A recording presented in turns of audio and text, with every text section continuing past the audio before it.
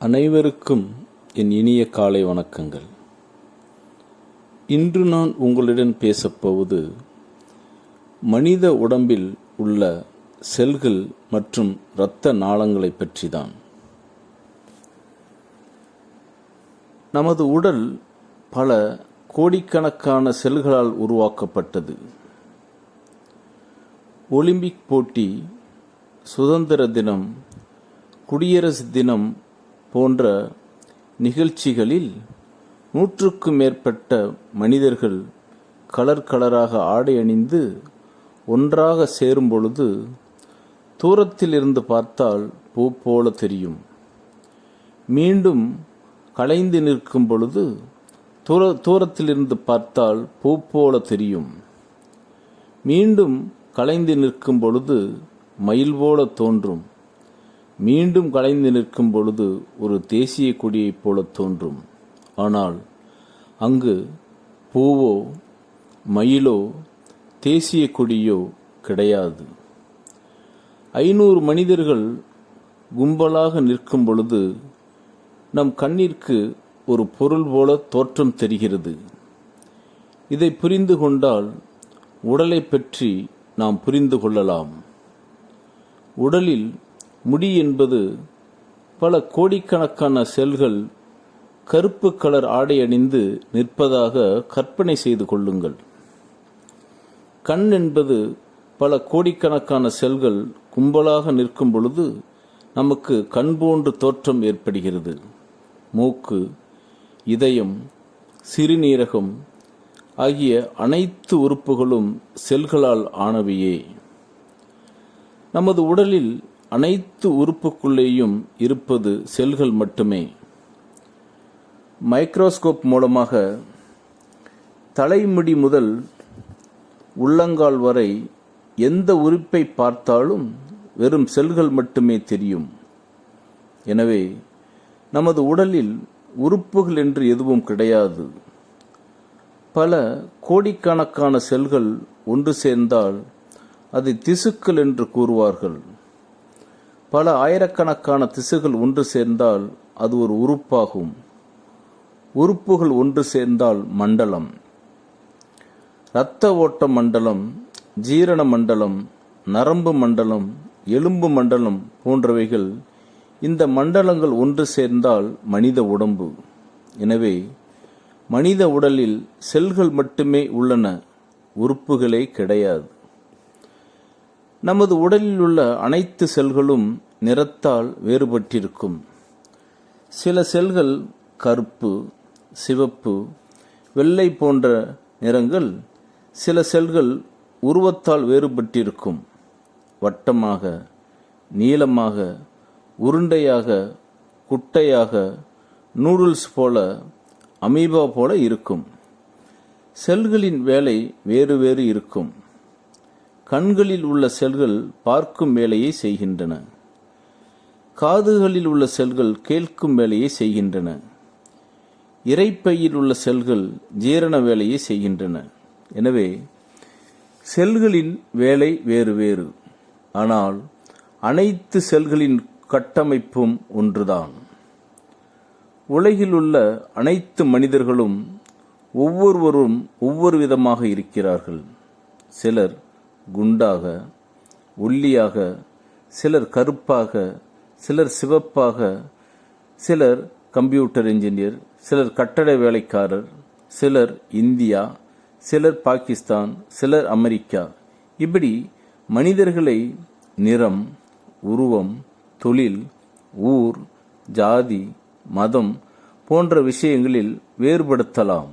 ஆனால் உலகில் உள்ள அனைத்து மனிதர்களின் கண், காது, மூக்கு அனைத்தும் ஒரே மாதிரிதான் என்பதை புரிந்து கொண்டால் இதே விஷயத்தை நம் உடலில் உள்ள அனைத்து செல்களுக்கும் பொருத்தி பார்க்கும் பொழுது நமக்கு ஒரு உண்மை புரியும். உடலில் உள்ள அனைத்து செல்களும் நிறத்தால், உருவத்தால், வடிவத்தால், தொழிலால் வேறு. ஆனால் கட்டமைப்பு ஒன்றுதான். ஒரு செல்லை கால்பந்து போல கற்பனை செய்து பாருங்கள். அந்த கால்பந்தின் மேல் உள்ள தோல் மெம்பரைன் என்ற ஜவ்வு படலம்.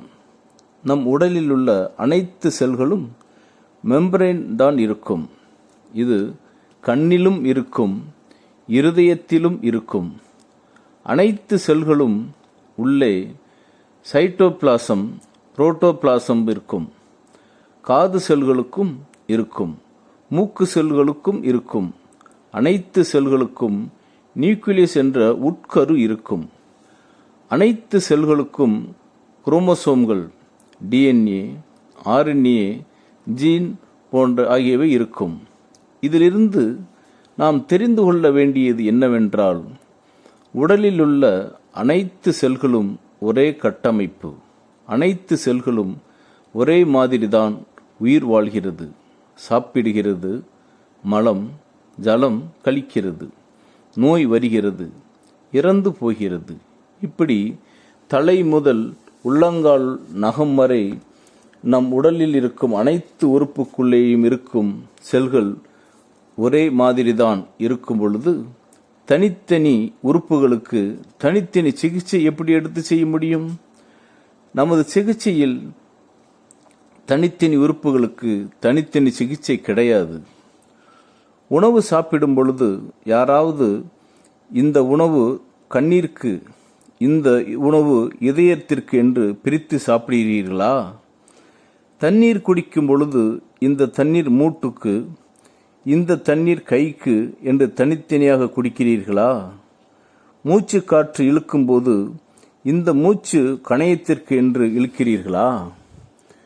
தனித்தனி உறுப்புகளுக்கு நாம் சாப்பிடுவதில்லை, நீர் அருந்துவதில்லை, மூச்சு காற்று இழுப்பதும் இல்லை என்ற உண்மையை புரிந்து கொண்டால் தனித்தனி உறுப்புகளுக்கு தனித்தனி சிகிச்சை இல்லை என்ற உண்மை புரியும்.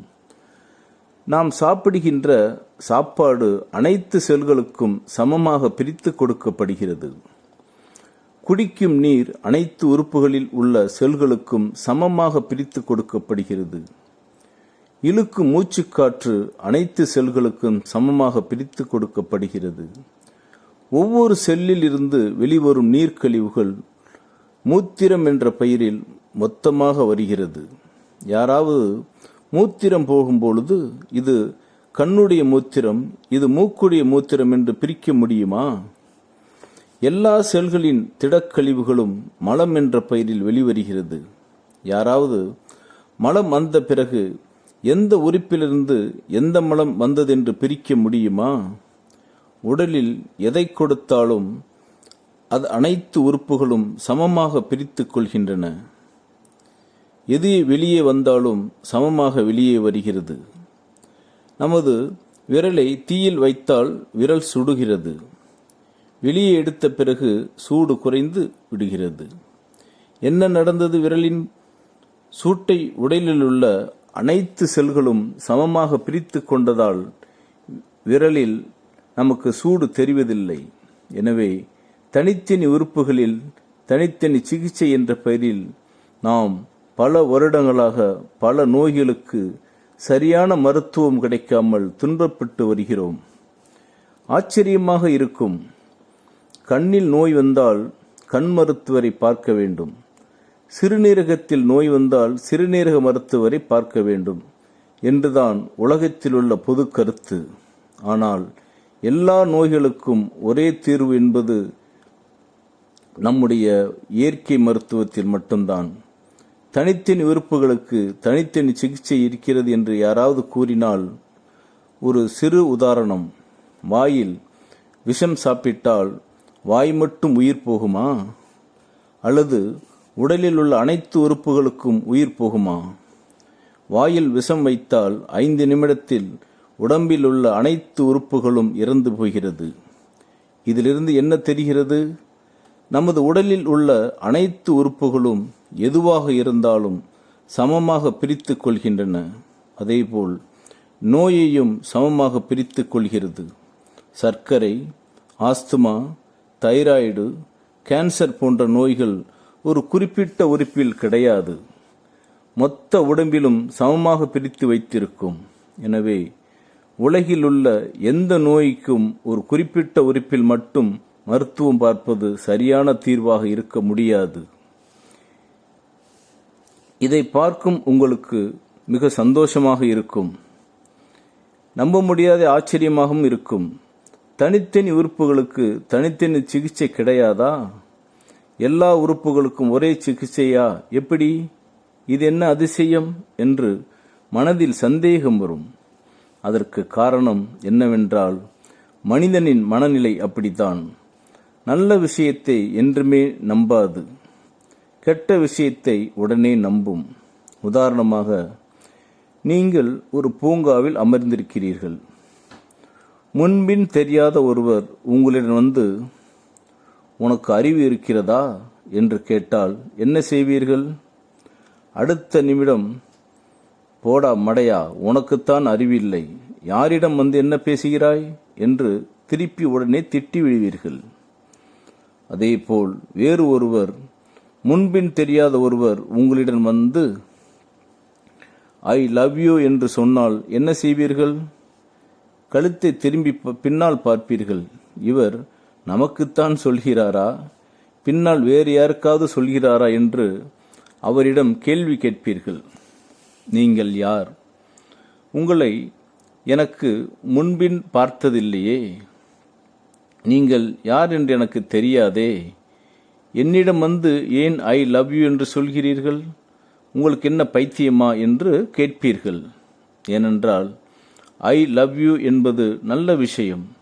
என்றாவது நம்மை யாராவது திட்டும் பொழுது, நீங்கள் யார், நான் மடையன் கிடையாது, என்னை ஏன் திட்டுகிறீர்கள், உண்மையாகவே திட்டுகிறீர்களா, நான் நம்ப மாட்டேன் என்று கூறுகிறோமா? இதிலிருந்து என்ன புரிகிறது என்றால், கெட்ட விஷயத்தை மனிதன் உடனே நம்புகிறான், நல்ல விஷயத்தை நம்புவதே கிடையாது. சர்க்கரை நோயை குணப்படுத்த முடியாது என்று கூறினால் கூட்டம் கூட்டமாக சென்று வாழ்க்கை முழுவதும் மருந்து மாத்திரை சாப்பிடுவோம். ஆனால் சர்க்கரை நோயை குணப்படுத்த முடியும் என்று யாராவது கூறினால் மடையன், பைத்தியக்காரன், முட்டாள், உளறுகிறான் என்று கூறுகிறார்கள். நமது நோயை குணப்படுத்த வேண்டும் என்பதா, குணப்படுத்தக்கூடாது என்பதா? சற்று சிந்தியுங்கள். சர்க்கரை, ஆஸ்துமா, தைராய்டு, கேன்சர், எய்ட்ஸ் போன்ற பல நோய்களை குணப்படுத்த முடியாது என்று கூறுகிறார்களே, நோயை குணப்படுத்த முடியாது என்று சொல்வதற்கு எதற்கு படிப்பு? மருத்துவர் என்றால் நோயை குணப்படுத்த முடியும் என்று சொல்ல வேண்டும்.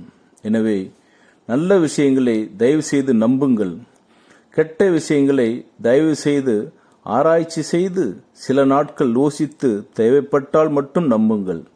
எனவே நமது சிகிச்சையில் தனித்தனியாக உறுப்புகளுக்கு தனித்தனி சிகிச்சை கிடையாது. ஒரு சில வழிமுறைகளை கடைபிடித்தால் உலகிலுள்ள அனைத்து செல்களுக்கும் உள்ள நோய்களை மொத்தமாக குணப்படுத்தலாம். நமது உடலை தனித்தனி உறுப்புகளாக பிரிக்க முடியாது.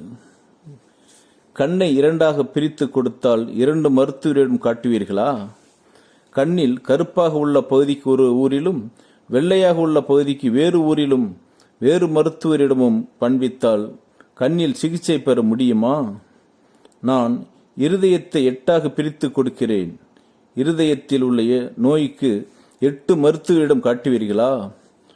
ஒரு உறுப்பை 8ஆக பிரித்து 8 மருத்துவர் பார்க்க வேண்டிய அவசியமில்லை என்பதை புரிந்து கொண்டால், உடல் என்ற உறுப்பை தனித்தனியாக பிரிக்கக்கூடாது, பிரிக்க முடியாது. உடல் என்பது ஒரு உறுப்பு. இந்த ஒரு உறுப்புக்கு ஒரு சிகிச்சை செய்தால் போதும். எனவே நாம் இனிமேல் உறுப்புகளை பற்றி அதிகமாக பார்க்க மாட்டோம். ஒரு செல் என்றால் என்ன?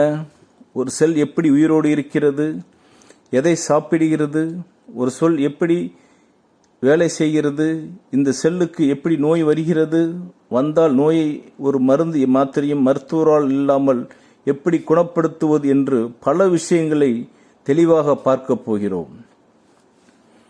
உடலில் உள்ள ஒரு செல்லை குணப்படுத்த தெரியாத ஒரு மருத்துவருக்கு அனைத்து உறுப்புகளையும் குணப்படுத்த தெரியும். நாம் சிகிச்சை என்று எண்ணி இந்த பயிற்சியை ஆரம்பித்தால் சயின்ஸ் கிளாஸ் போல இருக்கும். அதனால் உலகிலுள்ள அனைத்து மருத்துவர்களும் நோய்க்கு பெயர் வைத்தார்கள். காலம் முழுவதும் மருந்து மாத்திரை சாப்பிட கட்டாயப்படுத்தினார்களே தவிர யாரும் உடலை பற்றிய உண்மையை சரியாக விளக்கமாக கூறவில்லை. எனவே தயவு செய்து நான் கூறுவதை கேளுங்கள். ஆரம்பத்தில் செல்களை பற்றி படிக்கும் பொழுது சற்று கஷ்டமாக இருக்கலாம். போக போக ஏன் செல்களை பற்றி தெரிந்து கொள்ள வேண்டும் என்பதை நீங்களே புரிந்து கொள்வீர்கள். எனவே படித்தவர்களும் படிக்காதவர்களுக்கும் புரியும் வகையில்தான் உடலை பற்றிய ஞானம். உடலை பற்றி ஞானம் இல்லை என்றால் வருவது நோய். உடலை பற்றிய ரகசியங்களை தெரிந்து கொண்டால் அதுதான் சிகிச்சை. நமது சிகிச்சையில் மருந்து மாத்திரை கிடையாது. எனவே ஞானம்தான் அறிவு. ஒரு கூட்டத்தில் திடீரென ஒரு பாம்பு வந்தால் அனைவரும் தலைதெறிக்க ஓடி மறைந்து போவார்கள். ஆனால் ஒருவர் மட்டும் பயப்படாமல் நின்று கொண்டிருப்பார். அவர் யார்? ஒரு பாம்பாட்டி. பாம்பு என்றால் என்ன? பாம்பின் தன்மை என்ன? பாம்பை எப்படி கையாள்வது என்ற வித்தையை தெரிந்தவர் பாம்பை பார்த்து பயப்பட மாட்டார். அதேபோல் நோய் என்றால் என்ன? நமக்கு ஏன் பயம் வருகிறது என்றால் நோயை பற்றிய அறிவு நமக்கு ஒன்றும் தெரியவில்லை. உடல் என்றால் என்ன? உறுப்புகள், செல்கள், இரத்த நாளங்கள் மற்றும் நோய்கள் என்றால் என்ன? நோய் எப்படி வருகிறது? அதை எப்படி குணப்படுத்துவது என்ற அனைத்து விஷயங்களையும் சுலபமாக தெரிந்து கொள்வதன் மூலமாக நாம் நோயை பார்த்து இனி பயப்பட தேவையில்லை. நன்றி, வணக்கம்.